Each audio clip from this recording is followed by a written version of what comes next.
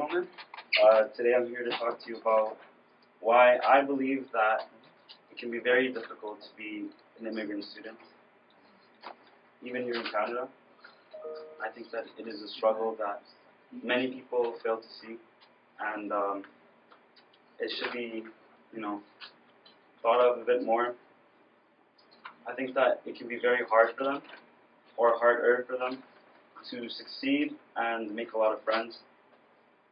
Mostly because of the language barrier, but there's definitely a lot more to it than that. I myself was in that situation. At the age of 10, I found myself needing to learn the English language. I need to start over from scratch, finding new friends, getting to know the teachers and everything. And I thought of myself as a lost child looking for their mother. I was feeling hopeless in the beginning. And I was a relatively good student back home in Mexico, but none of that mattered here because I needed to start over, socially and with the language. And it was very difficult. Nothing made sense, except maybe, I guess, math class at first.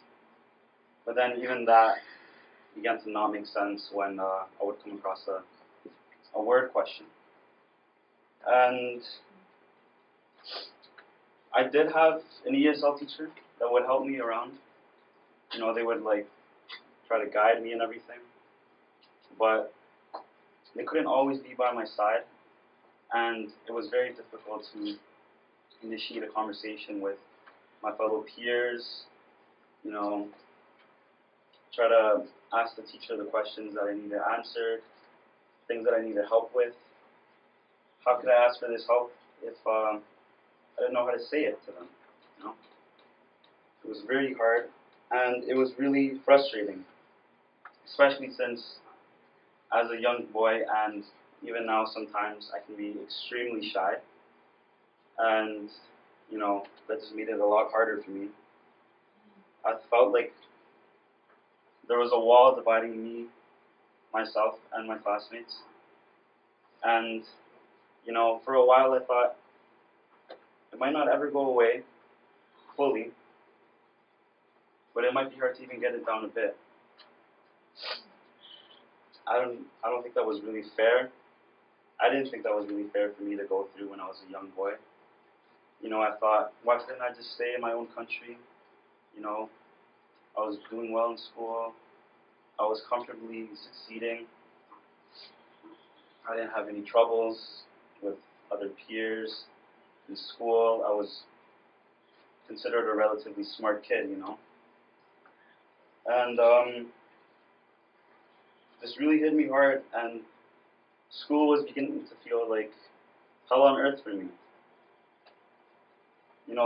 That might sound a bit drastic, but it kind of felt like going to school on a deserted island with no one else there. I might as well have been on a deserted island. I couldn't talk to anybody, and nobody knew me. I did my best to fit in at the beginning. I tried acting the same way as the other students, which resulted badly sometimes, as I would get in trouble. I tried saying similar things that they did. I would just pick up on what they said. I would say those phrases. I tried bringing the same toys that they brought to school, but people thought it was very weird to approach the new kid that didn't speak English. Why would they have to do that? It's not their responsibility. I'm not their responsibility. They're just, 10-year-old kids. I thought that the kids would always have such a great time. And again, looking at how back then I didn't think that was fair.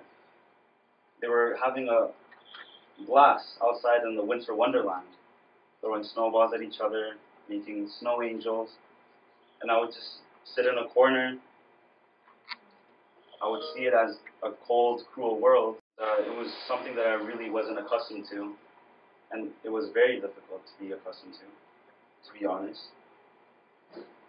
And every day just dragged on like this. I would long for that end of the day bell, and I would bolt to the safety of my home. You know, I would talk to my parents. I would say, I had a really hard day at school today, but they would always encourage me to try harder, try to learn the language, try to make friends, see if there was somebody that, you know, possibly spoke the same language as me. And that did go on for quite a long time until I managed to learn enough English to try to make friends, try to start conversations. And my peers were really starting to notice that, and they really liked my efforts. I'll never forget the day that one of my classmates actually approached me and asked me if I wanted to play Beyblades with him. That was a really nice thing for him to do.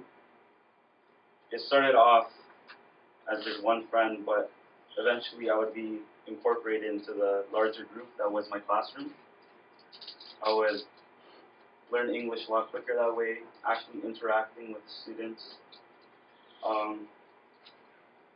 I felt like I was starting to be more welcome in the classroom, and it was just a really nice feeling. It did take a long time, but you know, I'm just happy that it eventually came.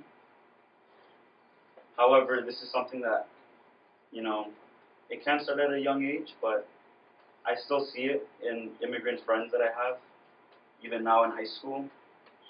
I see myself as, you know, that student that can go up to them, start a conversation, ask them to play or hang out. And I think that it kind of feels like a responsibility to me, only because before I thought, why would it be their responsibility to help me? And to an extent, it kind of is, because we're in a school community and we need to help each other out. You can't succeed without friends or anything.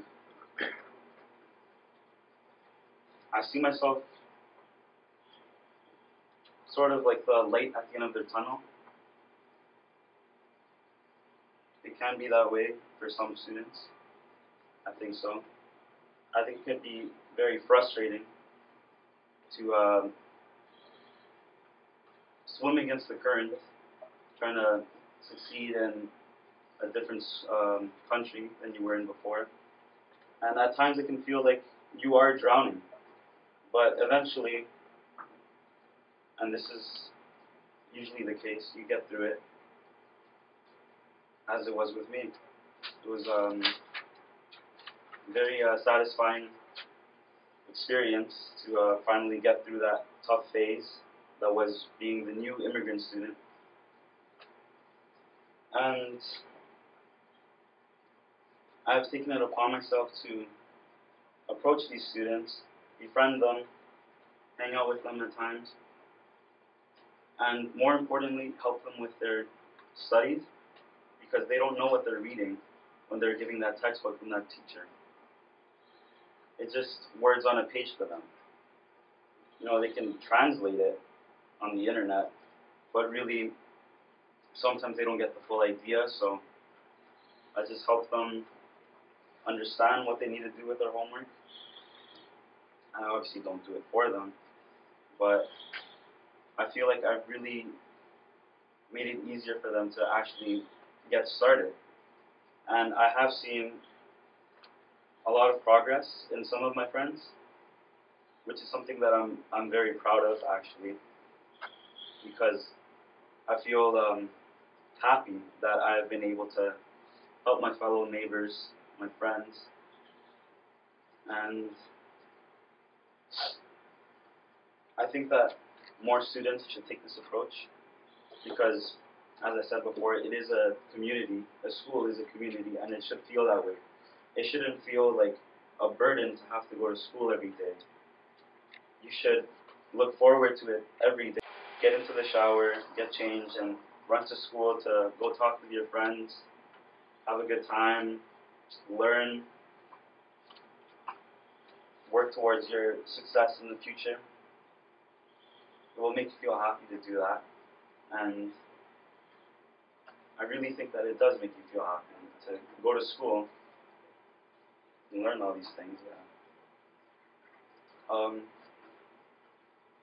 But I see that not all students take it as their responsibility to help. And that's an attitude that definitely needs to be addressed, because it's not really kind of them to do that, to take that approach. I have used the best of my abilities, because thanks to learning the English language, I'm now bilingual. I'm a bilingual student. I can speak both Spanish and English, and people should just see what they have to offer to these students, whether it be language help or just being kind to them. They might not see that just a simple hello may make a big difference, but as a student that was one time in that position, I can confirm that it really feels nice when a student that you don't normally talk to goes out of their way, tries to be nice to you, and says hi to you.